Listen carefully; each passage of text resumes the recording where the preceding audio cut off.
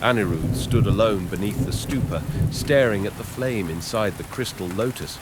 It didn't flicker like normal fire. It pulsed like a heart, steady and slow, with a rhythm older than breath.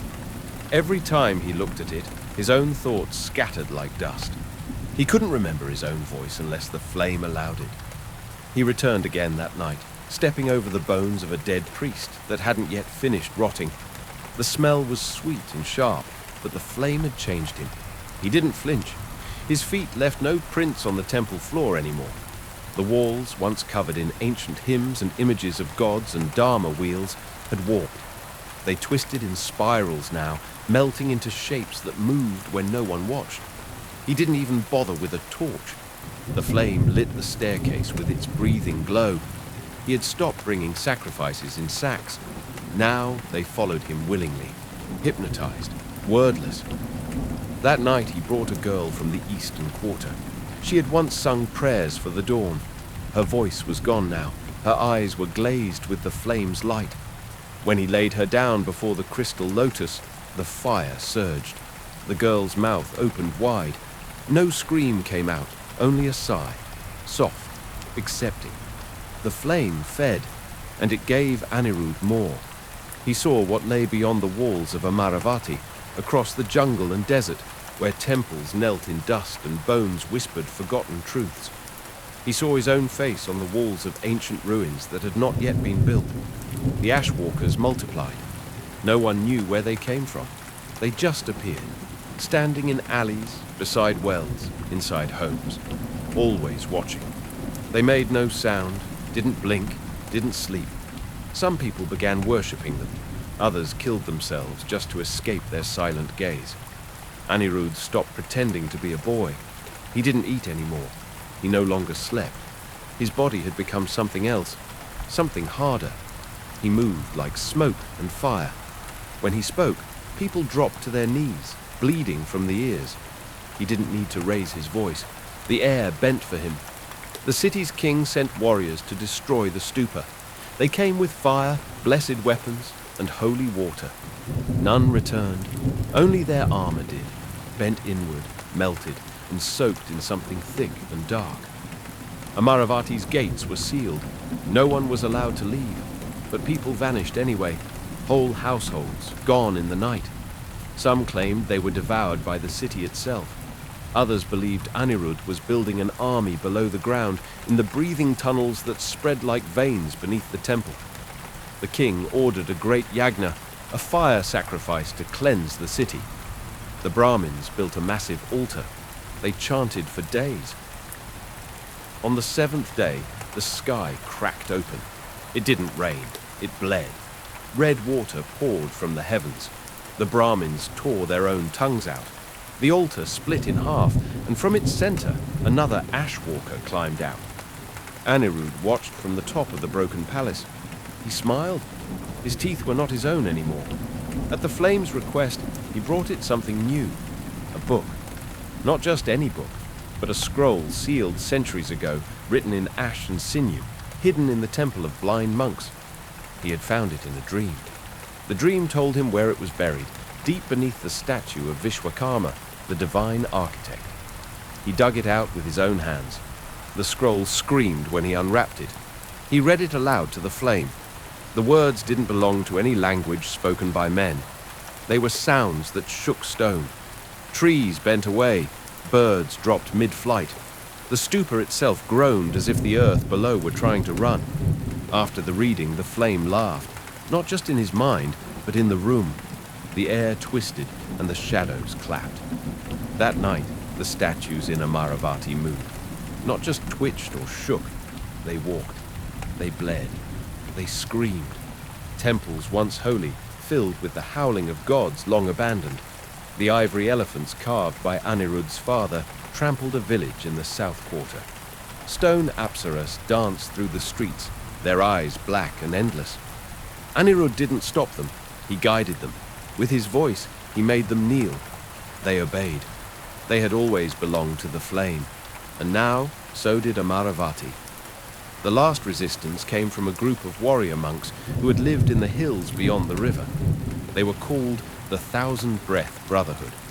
They had trained for generations to fight the ancient evils buried beneath time. They came in silence, wrapped in red, covered in ash. They did not speak. Their weapons were etched with curses. Their leader, a man named Vaidyanath, had burned out his own eyes to see the truth. They entered the city under cover of a dust storm. They moved like ghosts. They made it to the stupa. They reached Anirudh. He did not fight them with fire. He showed them the flame. One by one, they dropped their weapons. Some screamed, some wept. Others tried to tear their skin off as if their bodies were cages. Only Vaidyanath stood firm. He whispered something, a forgotten word. The air split. The flame flickered. For the first time, Anirudh felt fear. He lunged. Their battle shattered the temple walls. Columns crashed. The stairs melted. The ashwalkers wailed. But Vaidyanath kept chanting. Blood poured from his blind eyes, his ears, but he didn't stop. He held a blade made of bone, and it hummed with old power. He struck Anirudh in the chest. Time paused. Anirudh fell. He felt the boy he had once been scream, buried deep inside him.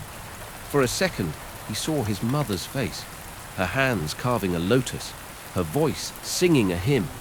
Then the flame roared. It surged out of the crystal lotus. It wrapped itself around him. It burned the wound shut and turned his blood to fire. It whispered, "Mine." Vaidyanath's body exploded into white ash. The Brotherhood vanished. Their chants echoed for 100 years in the ruins, but they never returned. Anirudh stood, now something more than human. He had no heartbeat. He didn't breathe. His shadow moved on its own. The city collapsed around him. Amaravati, once a jewel of stone and song, became a place of silence and bones. No one entered. No one left. The flames slept beneath the rubble. But not for long. And far away, in a future not yet born, the earth cracked open once more. Long before the gods fell silent and their temples crumbled into dust, there was a city cradled in the arms of the Krishna River. Amaravati, they called it, the city of immortals. Merchants came with silks, kings came with prayers, monks came with silence. But beneath its golden stupas and ivory-pillared halls, something ancient waited, something hungry. Anirudh was born into a family of artisans, stone carvers who shaped gods into being. His father sculpted elephants from ivory. His mother sang Vedic hymns while polishing stone lotuses. Their lineage traced back to the temple masons who first laid Amaravati's foundation stones, and they carried that pride with quiet reverence. But from a young age, Anirudh was different. He wandered alone, speaking to walls, to idols, to empty rooms. He said they spoke back. It started when he was 6. He placed his ear against the stone base of the great stupa and heard laughter. Not a child's giggle, but old, cracked laughter, like stone grinding stone. He flinched. The others mocked him, but the voice came again. It murmured in dead tongues, in syllables that scraped the inside of his skull like shards. By 9, Anirudh had grown quiet, eyes always scanning corners, fingers twitching as if tracing invisible scripts in the air. His parents brought priests, sages, and a wandering tantric who burned incense so thick it choked the house. Nothing helped. At night, Anirudh would whisper to the shadows behind the idols in their home, whisper back to the voice that now haunted his dreams. On his 12th birthday, he climbed the stupa. No child was permitted near its upper sanctum, but he climbed anyway. Something called to him, deeper than instinct, older than memory. The sun was dipping below the hills when he reached the dome. There, hidden among age-worn reliefs, he found a crack. Not a fracture of time, but a precise, deliberate carving. It pulsed faintly, like breath. Anirudh reached inside. The air turned metallic. The sky darkened. Visions slammed into his mind. He stood on the steps of a burning temple. Monks with open bellies sat in silence, their intestines draped into symbols across the floor. A god with no face held a sun bleeding from its center. Flames danced backwards. Water rose like smoke. and beneath it all, a whisper louder than thunder. "Feed me." He woke beneath the stupa, with blood crusting his nose and ears. His eyes were no longer his own. They burned gold at the edges. He didn't speak for 3 days. When he did, it was in a language no one understood. The priests tried to exorcise him. One choked on his own tongue. The tantric who returned saw Anirudh's eyes and fled into the jungle.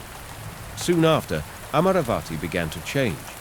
The river, once clear and sacred, turned brackish. Fish surfaced belly up. Cattle refused to drink. The air thickened. Dancers forgot their steps and fell into seizures. Children pointed at empty spaces and screamed.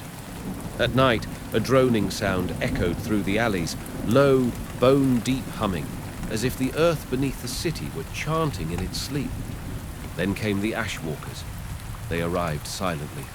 Eyeless figures, tall and gaunt, their skin ashen, cracked like burned wood. They did not speak. They did not bleed. They stood at thresholds, motionless. Their presence infected dreams.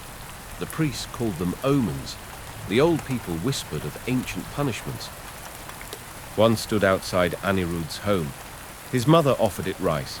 It did not move. His father tried to speak to it. It did not answer. That night, Anirudh rose from sleep and walked into the stupa. He pressed his hands to the carved crack. The stone dissolved like ash. A staircase spiraled downward into impossible blackness. He descended, torch in hand. The walls were warm. They breathed. Veins pulsed beneath the carvings. Murals depicted scenes too grotesque to belong in any temple.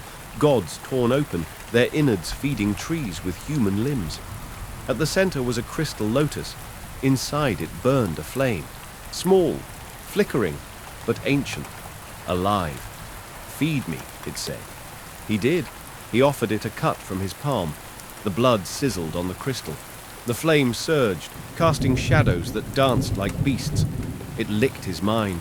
It filled his thoughts. It showed him Amaravati in fire. It showed him the end, but also power. He returned each night. He fed it birds, then rats, then a calf. The flame grew. With every offering, it gave him something. A forgotten mantra, a vision of a dead god, a secret buried beneath time. When he brought it a priest, the chamber lit for the first time. The city changed. Statues wept blood. The river boiled for one night. People woke with names carved into their skin. The ashwalkers danced. Anirudh changed too. His body hardened. His voice could bend light. He no longer needed sleep. He dreamed with his eyes open. He brought the flame more. A traitor, a thief, a child who mocked him. The city grew fearful. The monks called a conclave. They tried to seal the stupa. They chanted for 3 days. On the 4th, Anirudh burned them from within. The sky over Amaravati turned black. The black sky over Amaravati never cleared. Thunderclouds bloated like bruises hung over the city, though no rain fell. The sun no longer rose. Only a deep crimson haze drifted behind the hills, as if the sky itself were bleeding. Those who remained in Amaravati locked their doors, painted old symbols on their thresholds, and wept. Nothing kept the terror out. Anirudh no longer spoke like men did. He sang in reversed tones, and the air rippled. The gods in their shrines crumbled to powder at his passing. Flames flickered when he blinked. He walked barefoot, his skin untouched by the stone. His eyes now completely gold. No pupils, no whites, only light that hurt to behold. He did not laugh. He did not weep. He only listened. The flame beneath the stupa now filled half the chamber. The crystal lotus had grown, feeding on blood, bone, and prayer. Its petals curled outward like knives. The breathing of the walls had become steady, rhythmic, a heartbeat that echoed in Anirudh's spine. He brought it a king next, the monarch of a rival realm, brought to Amaravati in chains, blindfolded, gagged, humming forgotten war chants. When Anirudh opened the gag and asked if he knew fear, the king spat at his feet. Then Anirudh fed him to the flame. The king screamed in a pitch that made birds fall from the sky. The flame pulsed. The crystal cracked open. Inside it, Anirudh saw something move. Something with too many limbs and no face, coiled like a fetus of nightmares. It whispered to him again, "You are the door." He did not understand then, but he would. The Ashwalkers multiplied. They stood in every street, every corner, motionless. No one saw them arrive. They did not speak. They only stared, eyeless yet aware, as if seeing into the marrow of souls. Children who looked at them too long forgot how to speak. Dogs howled until their throats tore. The air reeked of burned milk and salt. The scholars of Amaravati, those who had not fled, gathered in the Temple of 13 Flames, desperate for a name, a reason. They pored over ancient palm leaf manuscripts, over murals once thought symbolic. They found fragments of older truths, truths that should have stayed buried. They called it Rakthaka, a god not made, but unmade, the eater of memory, the first breath of chaos that slipped into the world before even light existed. Once, the gods had sealed it beneath layers of time, beneath words, beneath stones soaked in the blood of their own. They had locked it under Amaravati, because Amaravati was built to keep it asleep. The city was a lid, and Anirudh had opened it. One of the scholars, a woman named Vaidehi, carved this revelation onto her skin, so that even if the flame reached her mind, the truth would remain in flesh. But the flame laughed, and her skin peeled off like old bark. Still, she walked into the conclave of remaining sages and screamed the word once more. Rakthaka! It echoed through the temple like a gong made of bone. Then silence fell. Permanent silence. Her tongue unraveled from her mouth, and she crumpled like parchment. The sages scattered, but they were too late. The sky split, not in lightning, not in fire, but in forgetting. People forgot the names of their children. They forgot why they lived. They forgot how to speak, how to sleep, how to die. Lovers clutched each other and forgot why. Priests stared at their gods and asked, "Who are you?" until their mouths filled with soil. The stupa cracked. Anirudh stood before the flame and wept, not for sorrow but for awe. His body was no longer boy or man. His bones glowed under his skin. His breath shimmered. He walked between time. He spoke, and flowers aged into dust. The thing inside the flame began to take form. Not a god, not a demon, not even a being, but an absence given shape. A hunger so deep it had devoured its own origin, and Anirudh realized what it wanted. Not sacrifice, not worship, but release. And it needed a door. Him. He saw it now. The whispers had not been prayers or commands. They were memories. His own, bent backward through time. The flame had always been part of him, or he of it. He had been born to open the seal. All his choices, his strangeness, his visions. It was not madness. It was fate. He fell to his knees and laughed. For the first time in years, he laughed. The laughter cracked statues. It split rocks. It sent ripples down the river that flowed backward for 3 heartbeats. Then he opened his chest. With hands that did not tremble, he carved a spiral into his sternum using a shard of the crystal lotus. Blood poured, dark and thick, smelling of roses and rust. His ribs peeled open like petals. Inside, the flame burned. The real flame, not the one beneath the stupa. That had only been a spark. He was the fire. He was the door. And Rakthaka came through. The city screamed. It was not the sound of mouths. Stones screamed, water screamed, time screamed. The trees twisted into skeletal hands. The sky peeled open like wet bark. Light bled. Sound reversed. Amaravati ceased to be a place. It became an echo, a memory devoured as it occurred. The Ashwalkers began to move. They opened their mouths and swallowed names. Every word spoken vanished from the world. Languages broke. Memory itself eroded. Whole families stared at one another, strangers within the same skin. And Anirudh rose, not with wings, not with grace. He rose as fire incarnate, a spiral of gold and black, eyes like twin suns imploding. The Rakthaka pulsed behind him, a shadow that swallowed all other shadows. It had no form, only suggestions, teeth without mouths, eyes that blinked out of time, a presence that unmade everything it touched. But one remained, a girl. She had no name now. Rakthaka had eaten it, but she remembered a song, a simple tune her mother had hummed while brushing her hair.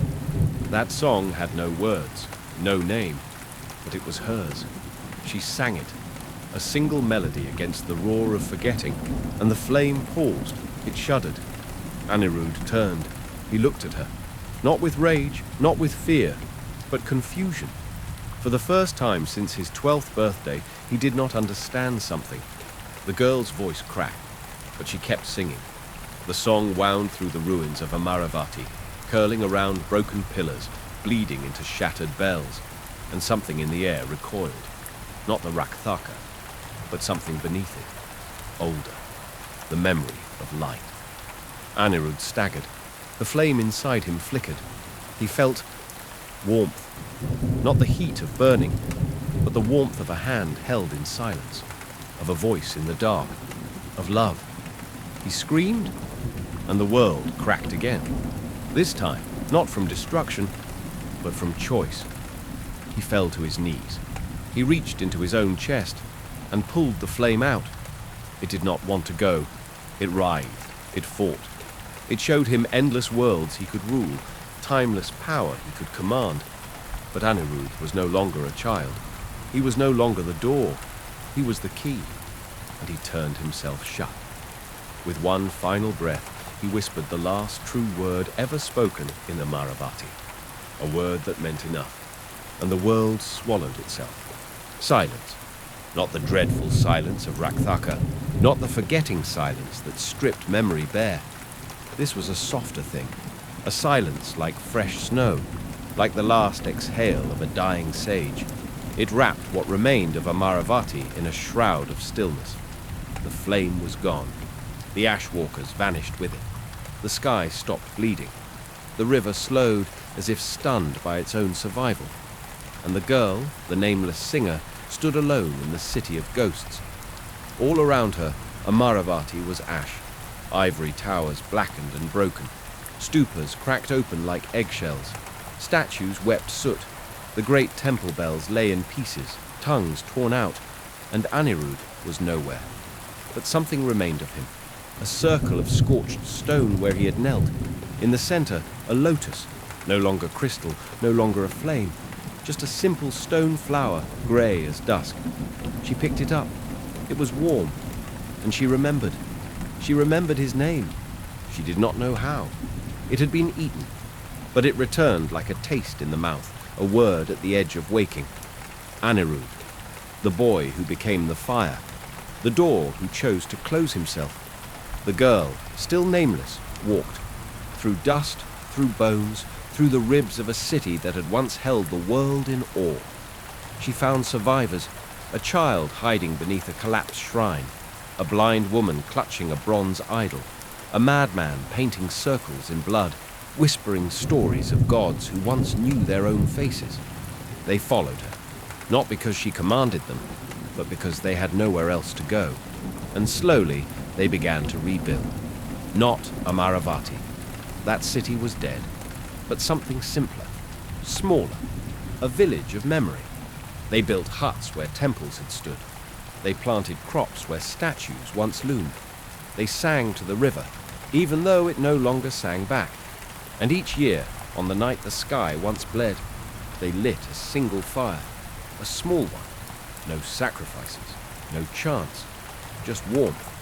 And in the fire's glow, they told stories, not of gods, not of Rakthaka, but of a boy who heard a voice in stone, who gave everything to stop a thing no one could name, and who became something greater than a god, a protector, a flame that chose to burn itself out so the world could remember light. But across the world, rumors stirred. In distant kingdoms, priests dreamed of golden-eyed children.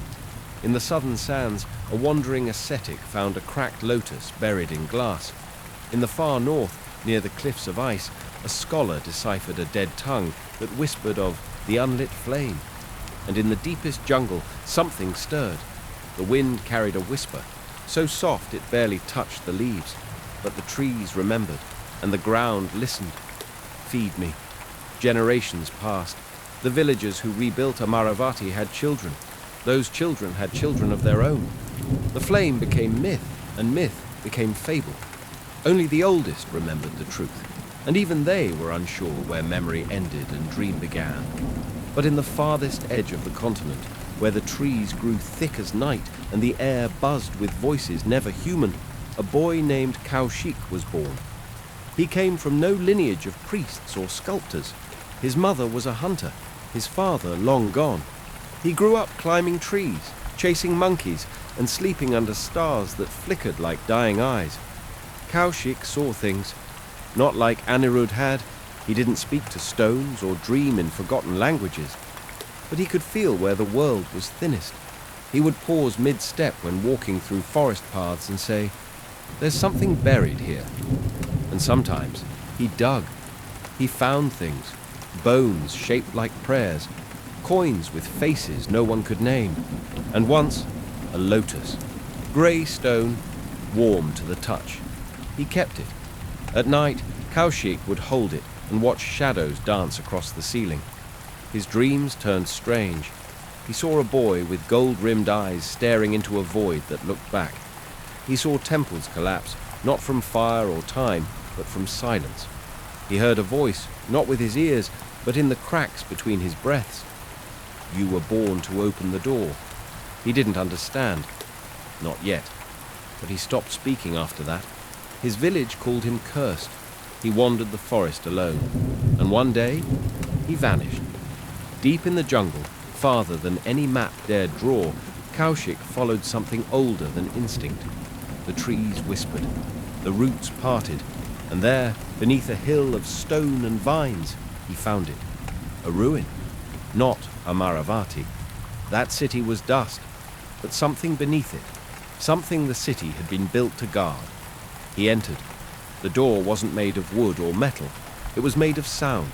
It opened when he hummed a tune he did not know he knew. Inside, a stairwell spiraling into breathless dark. The walls were alive, not with carvings or murals, but with memory. He touched the stone and saw flashes. Anirudh whispering to the flame. The ash-walkers dancing in the streets. Rakthaka unfurling like a scream. Kaushik kept going.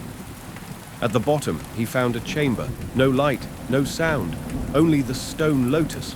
Cold now, still. He placed his lotus next to it, and it opened. Not with fire, with breath. The air turned sweet and sour, like mangoes rotting in the sun. A figure stepped forward. Not a god, not a ghost. Something in between. Something made from memory. "Anirudh?" Kaushik whispered. The figure said nothing. Its eyes burned gold at the edges. Kaushik fell to his knees. He understood. This was not resurrection. This was remembering. The world had forgotten the flame. But the flame had not forgotten the world. Back in the villages, cattle refused to cross rivers. Priests woke, screaming. The river spoke in reverse. Names unraveled mid-prayer. And in the east, a second sun rose for 10 heartbeats before vanishing. A warning. The flame was stirring. Not hungry yet, but waking. Kaushik remained beneath the earth. The figure watched him, and slowly, wordlessly, taught him. He learned to chant without sound, to see without eyes, to burn without fire.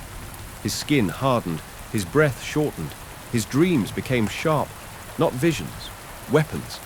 He began carving on the chamber walls, stories, warnings. He learned the flame's true name, not to summon, but to seal. One night, the figure touched Kaushik's chest and whispered, not a threat, a promise. If the world forgets again, the door will open from the other side. Far away, in a land where no one had ever heard of Amaravati, a girl named Mira drew pictures in the sand. Spirals, lotus shapes, eyes without pupils. Her parents thought them pretty, until one day she turned to them and said, in a voice not her own, "It is time." The wind shifted, the birds fled, and deep beneath the world, the lotus pulsed. The ground shook, not with the fury of a quake, but with the soft, terrible rhythm of something stirring beneath it, beneath soil and story, beneath truth. Mira stood at the edge of the village, her eyes wide, pupils barely visible. She was 10. Her fingers traced the spirals in the dirt like a prayer. Around her, the village fell silent. Chickens froze, dogs whimpered, old men forgot where they were. She turned to the elders and said, "I have seen the Black River bend." They didn't understand, but a few remembered, not with their minds, but with their bones. The oldest among them, a woman with no teeth and too many memories, dropped to her knees and began to chant. The words were wrong, twisted, unspoken for centuries, and beneath them all, deep in the earth, the lotus burned. Kaushik knew the time had come. He had trained his entire life for this moment, not through lessons or rituals, but through bleeding and breaking in the dark. The figure who had once been Anirudh had faded, not vanished, but become a part of the stone itself, a ghost embedded in the walls. Kaushik had inherited more than power. He had inherited a burden. The flame was not just hungry, it was curious. And curiosity, in something that ancient, was worse than malice. Kaushik rose from the cavern's floor. His skin now glowed faintly with lines of red, not painted, carved, each mark a seal, each seal a promise. He ascended the steps, each footstep echoing through the ages. Above, the air had changed. The Ashwalkers had returned, but they were different now. Their bodies twisted, taller, with limbs that bent like vines, eyes still missing. But now they hummed, not with sound, but with pressure, an inaudible hum that made glass shiver and unborn children twist in their mothers' wombs. Villages emptied, whole towns vanished, no fire, no blood, just silence. Mira walked between their ranks like a queen among statues. They did not touch her, they did not bow, but they followed, to Amaravati, or what was left of it. Kaushik arrived at dusk. What should have been ruins had grown, not rebuilt by hands, but by memory. The stupa stood again, taller, crooked, with stone that was not quarried, but born, and above it hovered a shape, not a sun, not a moon, but something else, a disk of nothingness, Rakthaka's echo. It had not returned, not fully, but the scar left by its unmaking had never healed. And now the flame threatened to fill it. Kaushik stepped forward. The ash walkers parted. Mira turned to him. Her eyes were silver. "Why did you come?" she asked. Kaushik said nothing. He raised his hand, and the ground opened. The seal he had carved deep below, his final contingency, began to glow.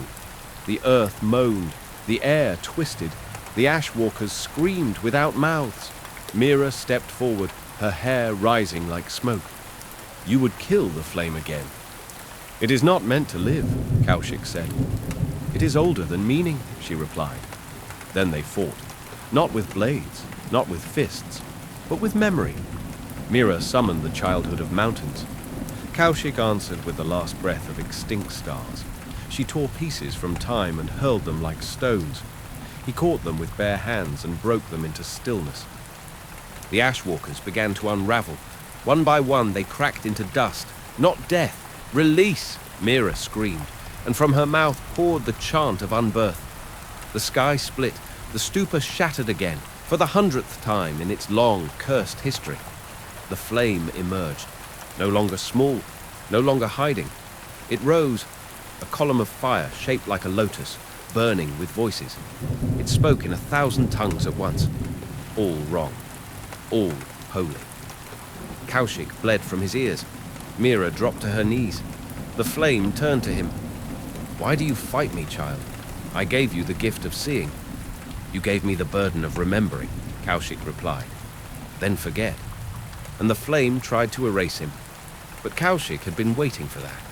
He had trained his mind, carved seals not on stone, but into his soul. He opened his mouth and spoke his true name, not the one his mother gave, the one the flame had feared. The language cracked around him. The flame recoiled. Mira screamed as the light in her eyes died. The ground buckled. Time hesitated, and Kaushik stepped into the flame, not to destroy it, to contain it. He burned, not in pain, in truth. He saw everything, every memory, every horror. He saw Anirudh laughing in the void. He saw Rakthaka's face, no face, looming over the birth of worlds. He saw the gods weeping not out of mercy, but out of terror. He saw himself, and he whispered again. The final seal. The flame closed. The world exhaled. The stupa collapsed one final time, not into ruin, but into dust. The ashwalkers faded. Mira woke in a pool of her own tears. Alone. Empty. The jungle grew over Amaravati. Birds returned. The river healed. And Kaushik was never seen again. But beneath the earth, far below memory, a lotus sleeps.